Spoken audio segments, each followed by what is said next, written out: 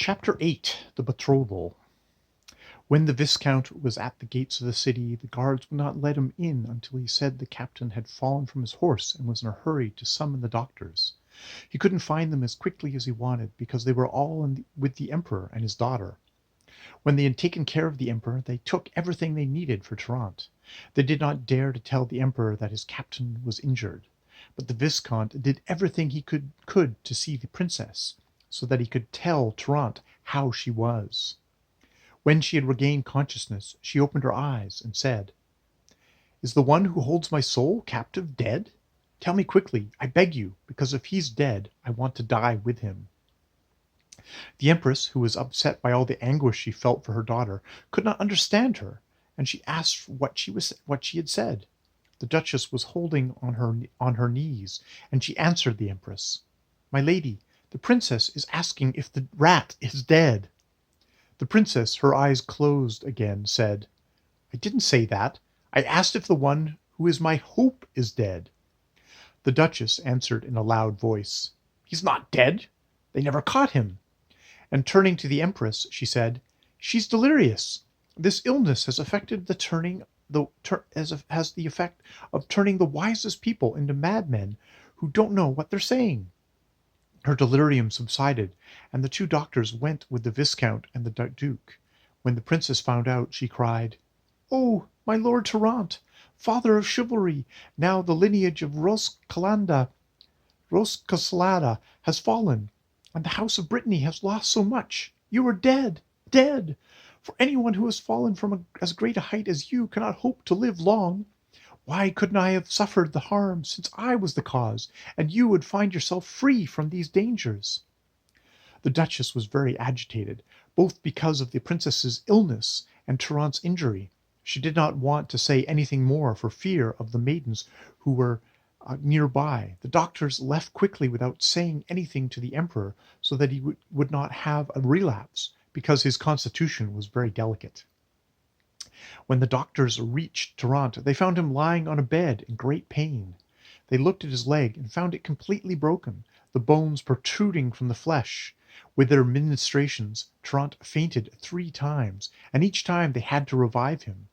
The doctors treated him as best they could the first time, and said that under no circumstances should he be moved from his bed, because his life was in danger. Then they went back to the palace.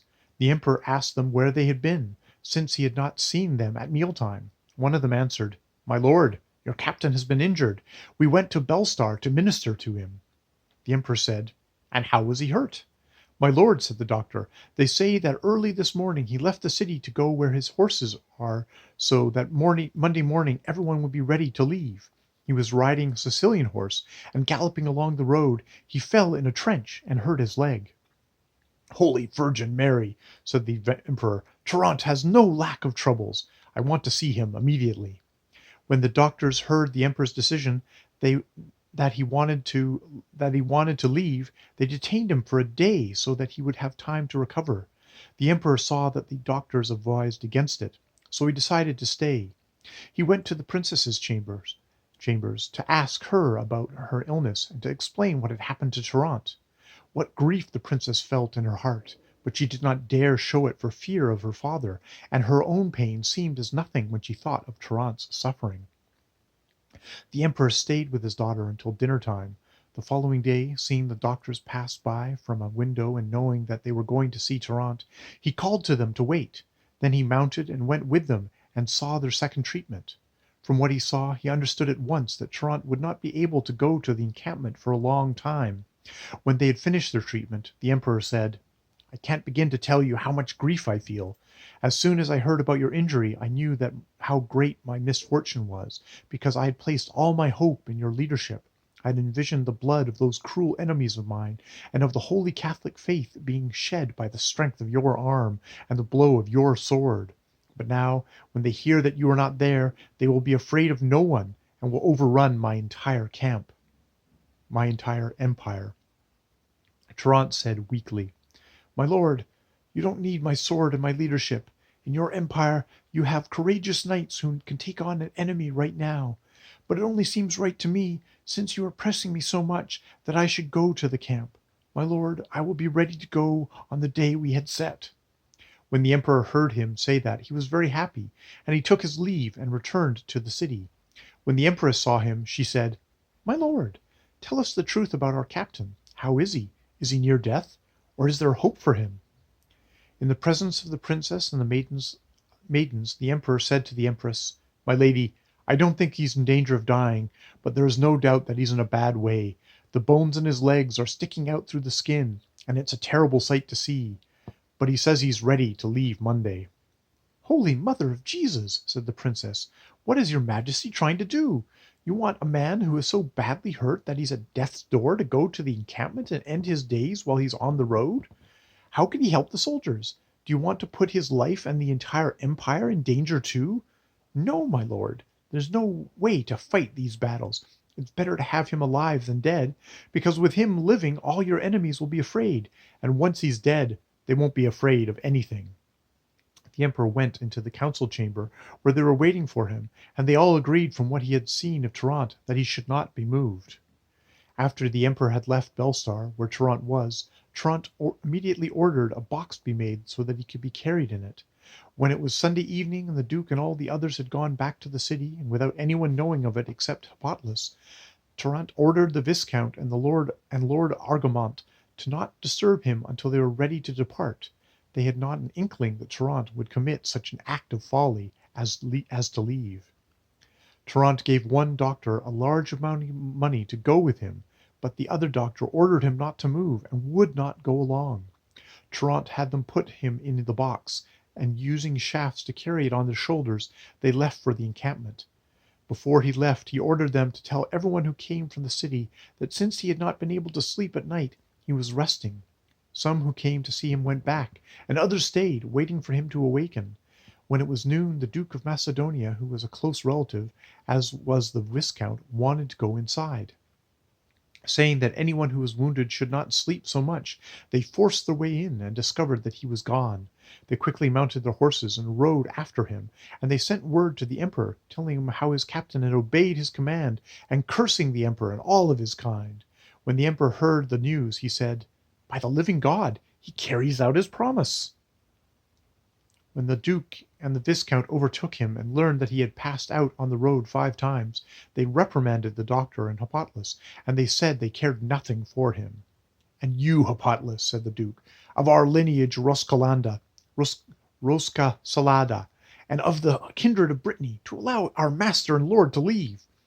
The day his life ends, we will be lost, and no one will ever hear of us again. You deserve the worst sort of reprimand. If I had no fear of God or felt no sense of worldly shame, I'd do worse with you with this sword than Cain did to Abel. Miserable knight, get away from me, or upon my word of honor, you'll get the punishment you deserve." And turning to the doctor, he gave vent to his anger. "I lose all my patience when I think of this outrageous act this doctor put the light of Roscalata in mortal danger."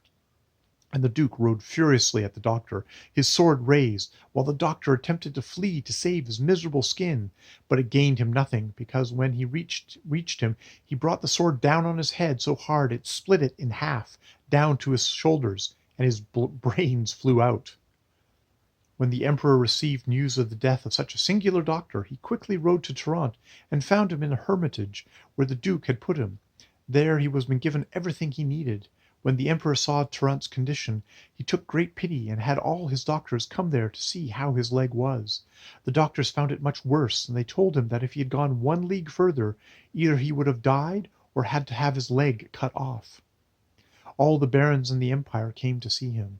The emperor held council there, and they decided that since Trnt could not go, all the men should leave the next day. Trnt said, "My lord, I think your majesty should give 2 months' wages to all the men, and since they will only serve 1.5 months, everyone will be happy, and they'll put up a better fight." The emperor answered that he would do it immediately, and he said, "This evening I've received letters from the Marquis of St. George in our camp, telling me that great numbers of Moors have come.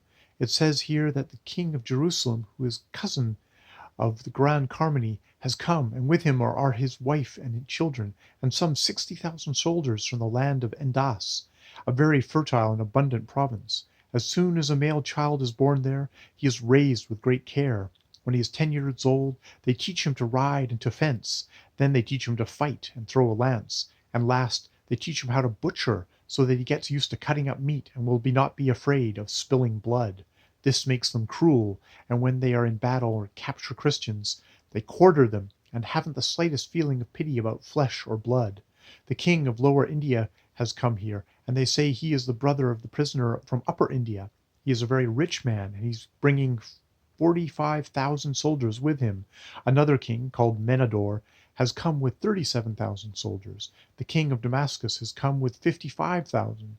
King Trnt has come with 42,000, and many others have come with them. Trnt replied, let them come, my lord. I have so much faith in the divine mercy of our Lord and his most holy mother, Our Lady, that even if there were twice as many as there are, with the help of the singular knights your majesty has, we would be victorious over them. When they had finished their conversation, the emperor commended Trnt to God, and ordered the doctors to leave him alone and to allow him to depart. The princess was very upset by Trnt's injuries. When it was Monday, all the soldiers were ready to leave. The Duke of Pera and the Duke of Macedonia were in charge of leading all the men. When they reached the camp of the Marquis of St. George, the others were very happy to see them. Trnt stayed in the hermitage, waiting for the doctors to give him permission to go into the city. Lord Agramant, who never wanted to leave him alone, remained with him, for he said he had left his country only for love of him, and that he would not leave him while he was injured. Hapatlas stayed in his company and went to the city every day for whatever he needed, but especially to bring news about the princess to Trnt. And when they wanted to make him eat or do other things the doctors prescribed, they would say it was for the princess, and he would do it immediately. After this had happened to Trnt, the princess often reprimanded Placernomavia for what she had done, and wanted to shut her up in a dark room to have her do penance there, but she defended herself with choice words or with jokes, saying, "What if your father says if he finds out? Do you know what I'll tell him? That is what you told that it was you who told me what to do, and that Trnt has stolen your virginity. Your father wants me to be your stepmother. I can assure you that when I am, I'll punish you. When that valiant knight Trnt comes again, you won't cry out the way you did last time. Instead, you'll be quiet, and won't move." The princess became very angry, and told her to shut her mouth. "Since you're speaking to me so harshly, my lady, I want to leave your highness's service. I'm going to go back to my father, the count." She immediately left the chambers and gathered up all her clothing and jewels, leaving the widow of Mondstadt, who was in the court, in charge, and without saying a word to anyone, she mounted a horse, and with 5 squires she rode to where Trnt was. When the princess discovered that Placernomavia had gone, she was very upset and wanted her to return. She sent men in all directions to make her come back. Placernomavida rode by back roads to the hermitage where Trnt was, and when he saw her he forgot his pain. When Placernomavia went up to him and saw how much his appearance had changed, she could not hold back her tears, and with a weak voice she said, "Oh, I am the most miserable person in the world. I am so sorry when I think of your injury, because I am to blame for all the harm that has come to the best knight in the world. I can only ask for your mercy." With a sigh, Trnt said, "Virtuous maiden, there is no reason at all for you to ask my forgiveness. You're not to blame for anything. Even if you were, I would pardon you not just once, but 1,000 times, because I know how much affection you've always had for me.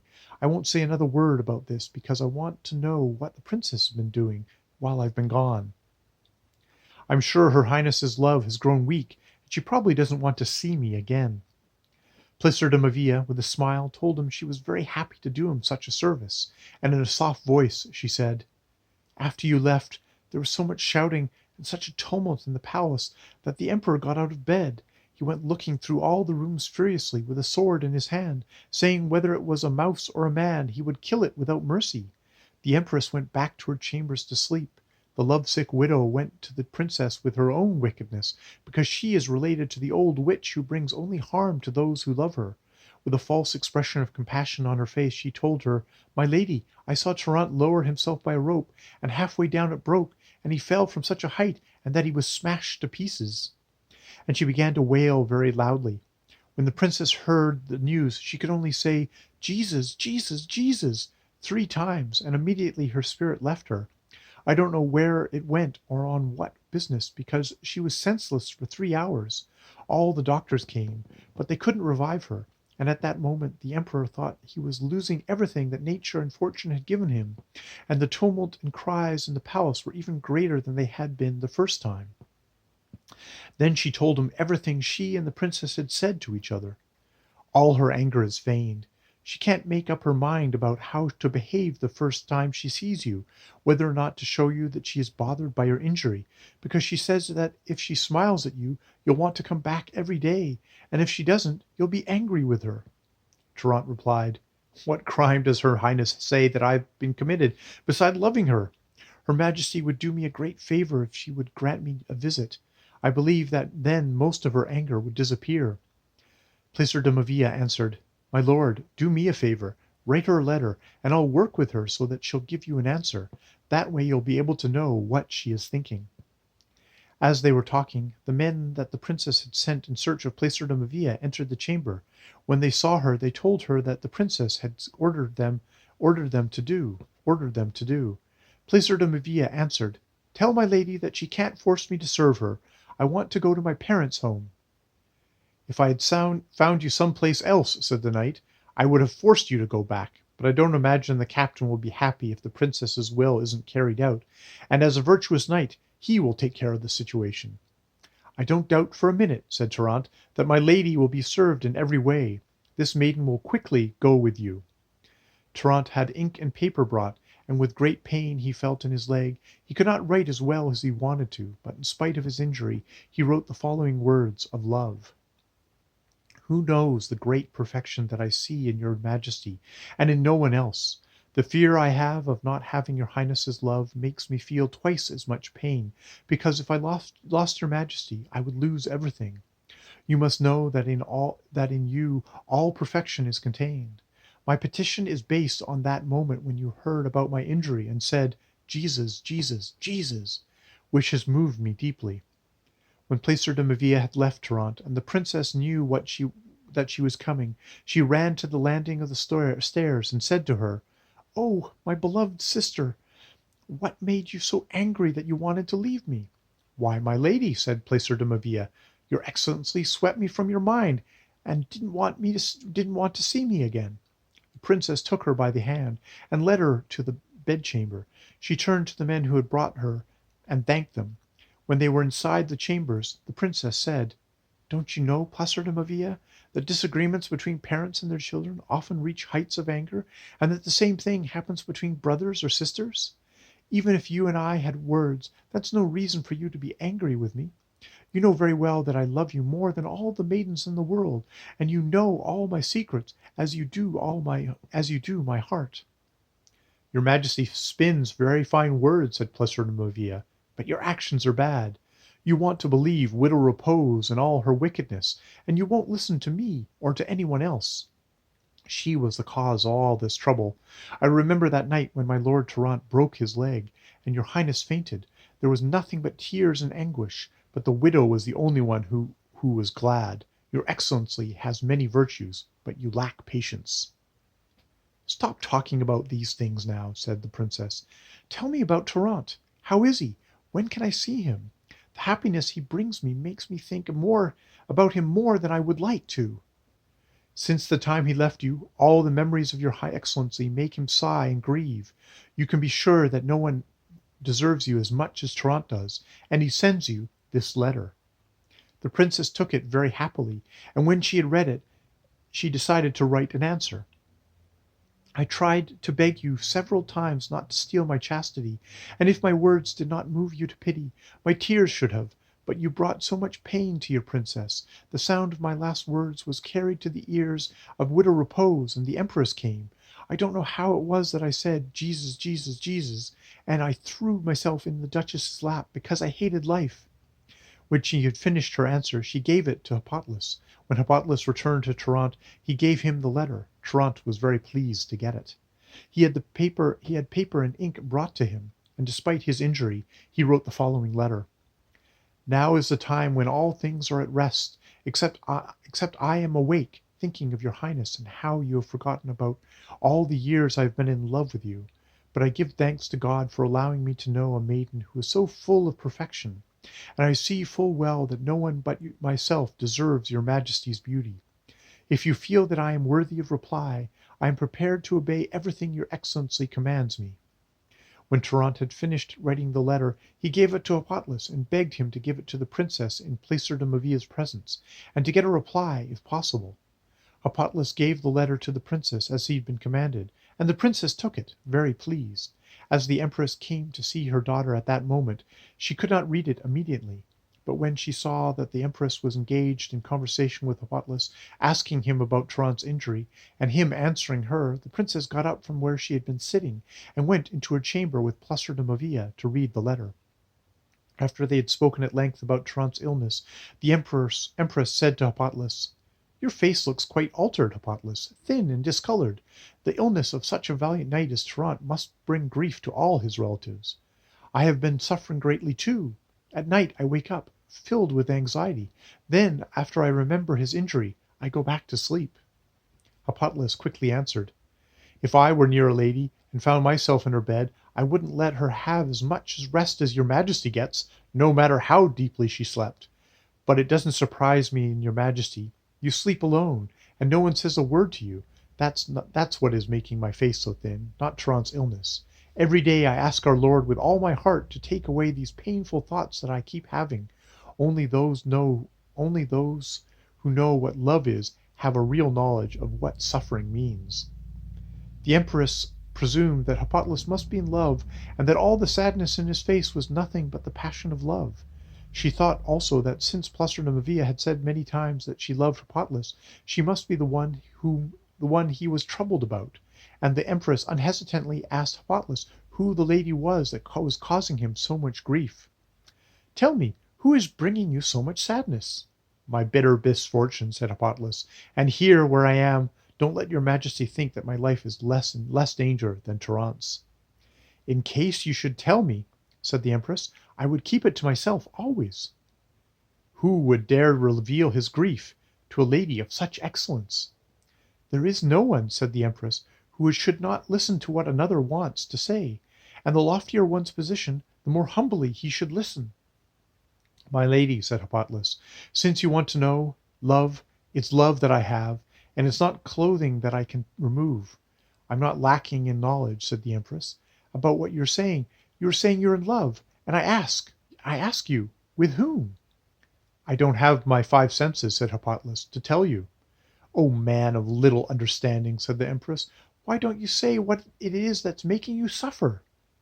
"There are 4 things," said Hippolytus, "that surpass all others in excellence, and the 5th is the knowledge of truth. It is your majesty whom the heavens have foretold that I should love all these days of my life." Having said this, he did not dare raise his face again, and he said nothing more.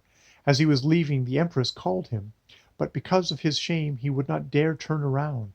Hippolytus thought to himself that if she asked him why he didn't stop, he would say that he did not hear her. He went to his room, thinking that he had spoken wrongly, and acted even worse, and he was deeply repentant of what he had said. The empress stood there, thinking about what Hippolytus had told her. When Hippolytus knew that the emperor had gone back to her chambers, he felt both ashamed and frightened at how daring he had been. He had wished he were already gone so that he would not have to face the empress again. But he had to return to the palace for the princess's reply. He went into her chambers and found her on Placer de Mavilla's knees, with the other maidens who felt affection for Trnt. Hippolytus begged her for a reply to the letter he had brought. The princess said to Hippolytus, "Since the messenger is faithful, I beg you to excuse me from writing my reply. You may tell him that I will make arrangements with the emperor for us to go and see him one day this week, and if it pleases the divine being, he will soon get well again, and will be excused from this task." Hippolytus answered, "My lady, your heart shows that you have no compassion. From all the harm you have caused him, you could tell him just this little bit of good news that he hopes to hear from you." The princess replied, "Since I don't want to show my lack of knowledge, I will keep quiet, but your overloose tongue ought to be answered." Placer de Mavilla pull out 3 hairs from my head, and give them to Hippolytus, so that he will give them to my master Trnt, and tell him, since I cannot write to him, to take the hairs as his answers." "God help me if I'll take them," said Hippolytus, "unless you tell me what they mean, and why there are 3 of them, and not 4 or 10 instead of 20. For God's sake, my lady, does your highness think that we are following the old customs when these niceties were the rule? Back then a maiden who had a lovesick swain, and who was in love with him, would give him a bouquet of perfumed flowers, or a hair or 2 from her head, and the poor fellow considered himself very fortunate. I know very well that my Lord Trnt would like to take hold of you in bed, naked or in your nightgown, and he wouldn't care a jot if your bed was perfumed. But if your majesty is going to give me 3 hairs to take to Trnt, well, I'm not used to carrying things like that. Send them with someone else, and let your excellency tell me with what hope they've come out of your head." "I'll be glad to tell you," said the princess. One hair stands for the great love I've always had for him above all people in the world, and it was so much that I forgot my father and my mother, and if you press me, I nearly forgot God. And I wanted to offer him my body along with everything else I own. The second one stands for all the grief he is causing me. The third one means that I know well how little he loves me. Now you know completely what the hairs mean, and with your wickedness you won't take them with you." She took them out of his hands, and very angrily tore them apart, and threw them on the ground, and tears burst from her eyes and ran down her breasts. When Hippolytus saw that the princess had become angry over such a slight matter, he said with a humble expression, It's true that you were held in your mother's chamber, but you were not violated. Tell me, my lady, how can you blame Trnt for having attempted such a singular act? Who could condemn him to any punishment? If he is lost, more than 10,000 soldiers will be lost, and they will be sorely needed to bring the war to a successful conclusion. Look how many men the King of Sicily has at the service of your highness, and the Grand Master of Rhodes, the Viscount of Branches, how many men he's brought. Well, if Trnt weren't here, none of those men would stay. Then you'd see if Widow Repose will fight the battles for you and your father." To help Hippolytus in Trnt's favor, Blnc said, "It would have been better for me if I'd never known of your majesty's existence. You don't love the person who deserves it as you should. How can I serve you with a willing spirit if I see such ingratitude in you?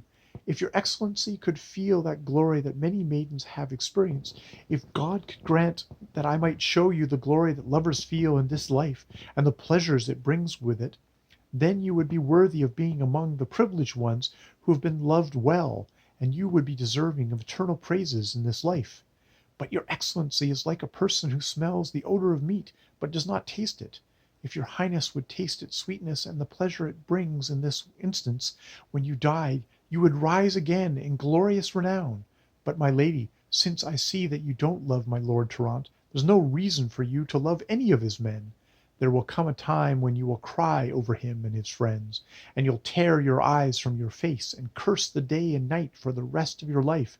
I know that that day Trnt can ride again. Seeing your highness's great unhappiness, he will go back to his country, and all the others will follow him because of the affection they have for him. You will be left all alone as you deserve, and the entire empire will be lost. And when you're dead, and you appear before the judgment seat of your Lord, he will ask you for an account of your life with words like these: It was by my command that man was made in my image, and from man's rib a female companion was made. And, moreover, I said, Increase and multiply, and fill the earth. Carmenisa, I have taken your brother from you so that you would be at the head of the empire. Now tell me, what account do you give me concerning that which I charged to you? Have you left behind sons to defend the Catholic faith and increase the numbers of Christians? What are you going to answer? Said Plesser de Mavia. Oh, my lady, you will not be able to give good reply. I'll tell you what your reply will be. O Lord, full of mercy and pity, you who are merciful, forgive me.